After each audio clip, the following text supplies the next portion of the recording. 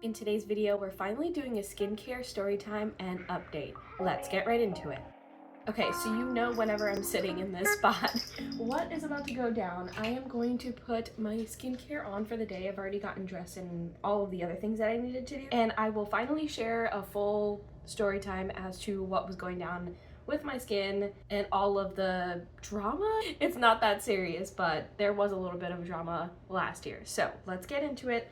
The first thing that I'm going to put on, by the way, as I'm telling the story and the update, I will show you the skincare product that I'm using. Starting off with, so I guess this all started more than a year ago. I would say maybe 2 years ago. And what happened was essentially, actually I would say maybe almost 3 years ago.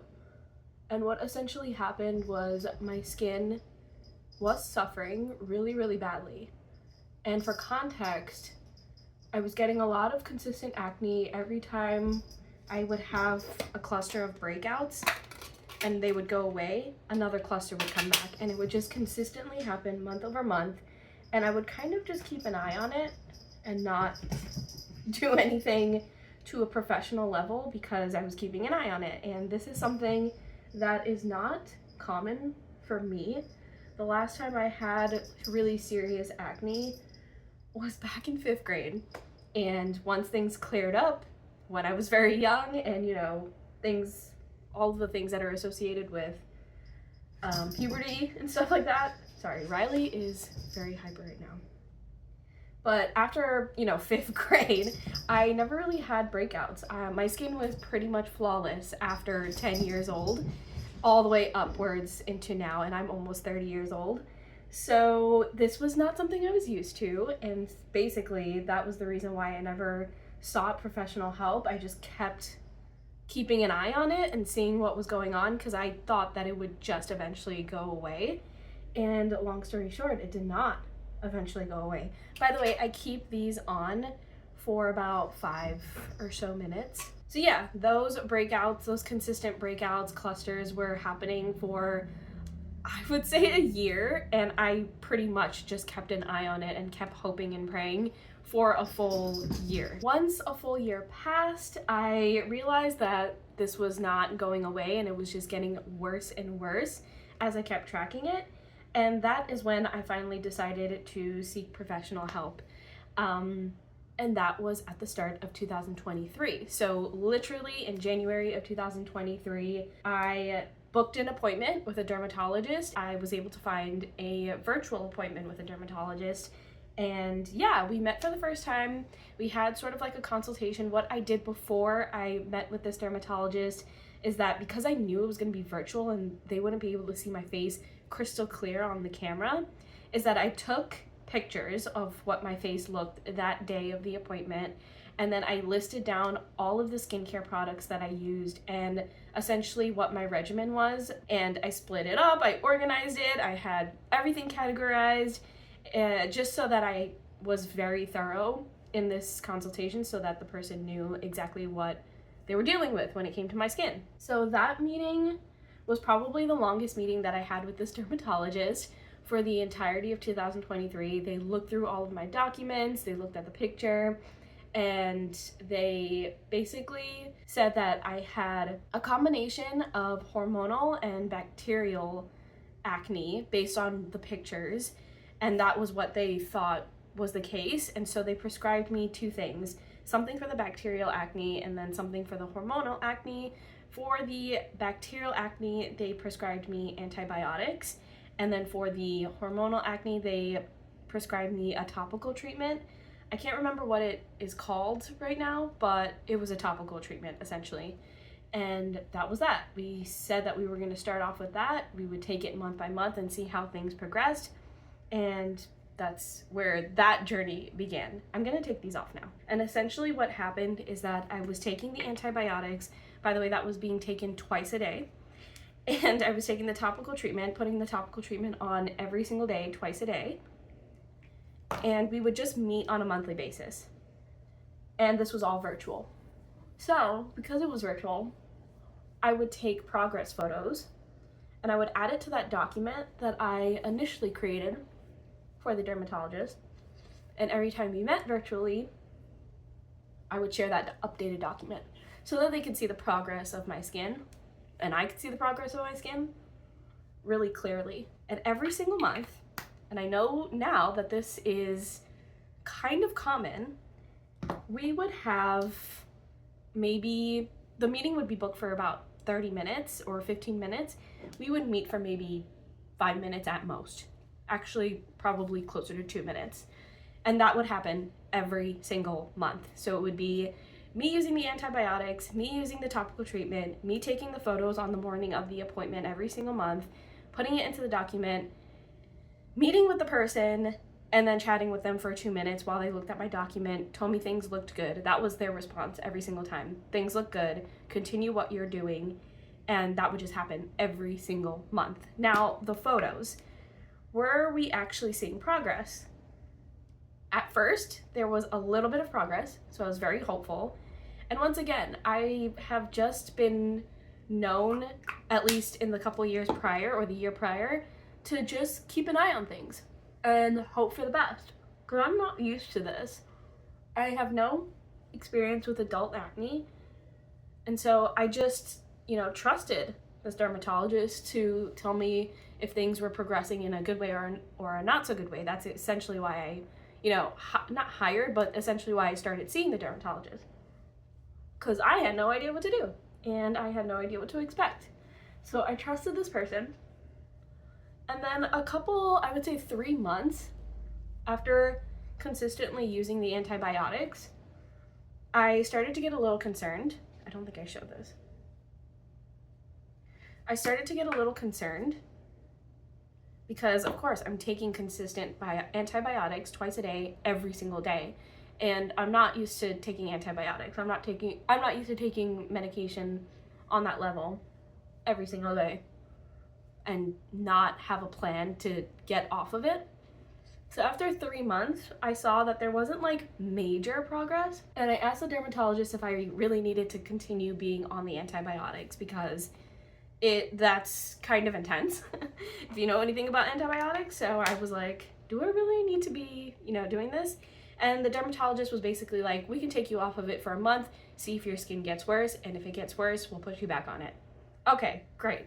So that's essentially what happened. I got off of it, and I did not see a major difference in that first month. So we stayed off of it, the antibiotics, again for another month, and then my skin really, really started to get worse from that point forward. So we're about 5 or so months in at this point into the year, and my skin started to get really, really bad. And so we got back onto the antibiotics and still the topical treatment, same stuff as always. By the way, at this point, or before I even met with this dermatologist, and still while speaking to the dermatologist, I was using about 14 skincare products.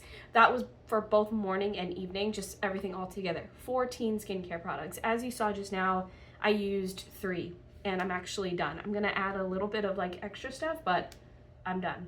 Anyway, after things started to get really worse, I just kept seeing her, and I kept having these really like short 2-minute meetings with her, and I would ask her like, do you think things are getting any better? Do you think that there should be something I should do additional on my end to make things better? Because I feel like I'm still getting a lot of breakouts, especially on like the side of my face. And the dermatologist was pretty much like, no, I think you're doing well. I think it's fine. Your skin is actually looking better than you think. And it's the summer seasons, or we're heading into like warmer seasons. So you should just expect a little bit more breakouts given the fact that it's going to be hotter. Your skin is going to be sweating. You're going to have clogged pores, things like that. So I was like, okay, great. So we moved onward through the summer seasons, and then we finally got into the cooler seasons. It was fall. When it started to get cooler, that's when I was really starting to get frustrated because I was really feeling like nothing happened. It was September, October time. Nothing was really getting better. And I spent the entire year seeing her. By the way, this is costly to see a dermatologist every single month and to do the prescriptions and the antibiotics every single month. It was a lot, and I was still concerned about the antibiotics thing, but I kind of kept my mouth shut, not knowing any better for the most part. I didn't really press like some other people would if they had the knowledge. I guess that's why I didn't really go too far. But anyway, we finally get down to the end of the year and it's November time, and I'm actually going to see my regular general practitioner doctor. Hold on. Got that. Okay, November comes along. It's time for me to see my general practitioner doctor because it's the end of the year and I have to do a yearly routine kind of checkup. And every single time that I've done this in the past with my general practitioner, I would wear a mask because we were like in the midst of COVID, and so I was always wearing a mask. So my doctor actually never saw my skin. This time around, this November, or November of 2023, I did not wear a mask, and my doctor was like, something's really up with your skin. Like, it's really bad. And I was like, yeah, I know. I was seeing a dermatologist all year. And that really concerned her. She was like, you've been seeing a dermatologist this entire year and your skin looks like this. And so we got into it. We started talking about the whole process behind what I was doing with the dermatologist, how I was meeting this person, what I was using. And what really, really concerned the doctor was that I was using antibiotics for an entire year, twice a day, and nothing was happening. And my body was just on antibiotics for that long. And she didn't like that. She didn't like the sound of that. She was like, if it's not working after a year, you need to get off of it. So we immediately got off of it. At this point, when I started talking to my general practitioner, I immediately cut ties with the other dermatologist. I didn't even give notice.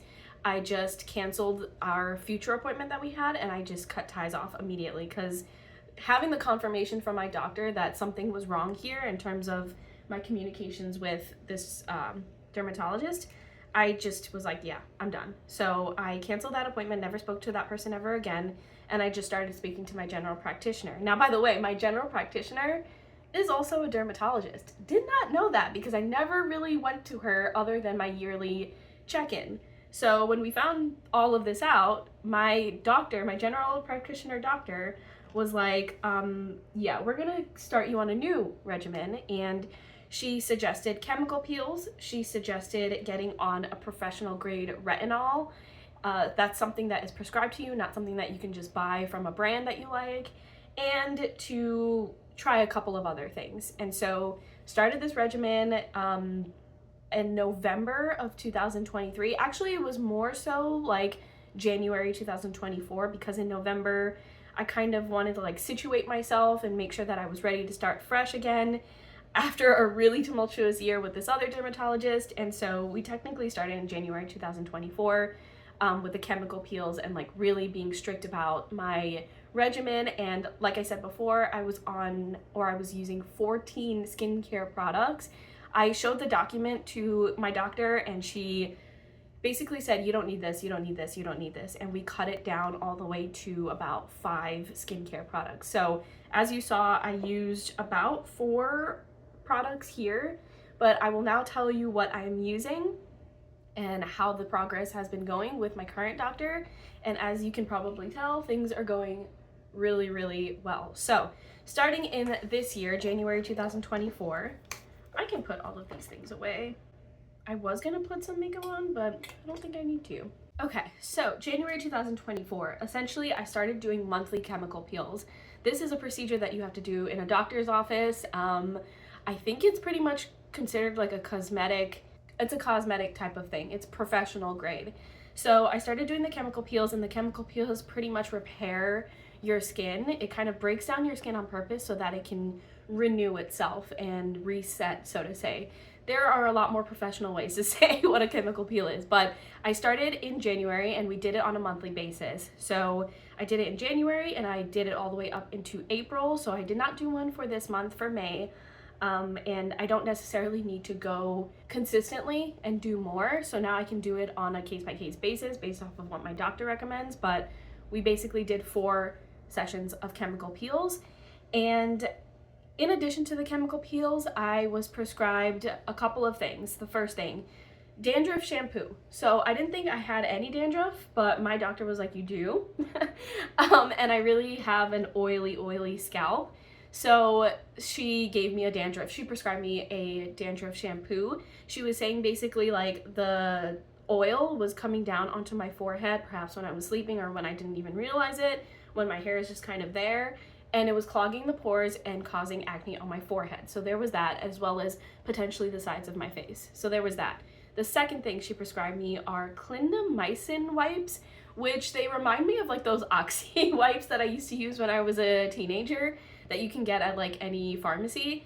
They're essentially like really, really strong wipes, medicated wipes, that can cleanse your face to another level after you've washed your face. So I double cleanse. I wash my face twice in a row. I thought that that was enough. I thought double cleansing was probably too much, to be honest with you. But after using the Clindamycin wipes, after I do that, there is dirt coming off of my face. There really is. Like the swab is disgusting. Let's just keep it at that.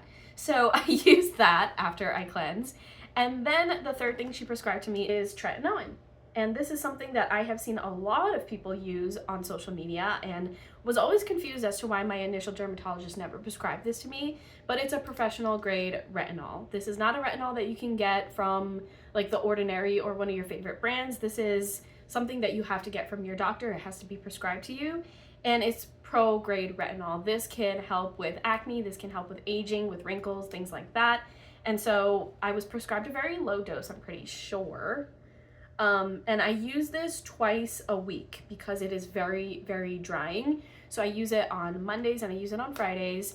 And yeah, it just helps with the acne. I've noticed that like whenever I do get a breakout, which breakouts are inevitable, this helps it go away like literally overnight. And so that's essentially the skincare regimen. Aside from the things that I showed you, which are just general skincare things, that's eye serum, a moisturizer, a sunscreen, that's it. All of the extra things were just an eyebrow gel, lip balm, and perfume. That was pretty much it. And sometimes I use makeup if I want to use makeup, but nowadays I haven't been because I don't have much to cover up, and I've never really been like someone that has to wear makeup or feels like I have to wear makeup, so that's just a case-by-case basis. But that's essentially what the skincare regimen is. And after 4 months, you can probably see from past videos how huge of a difference is happening here.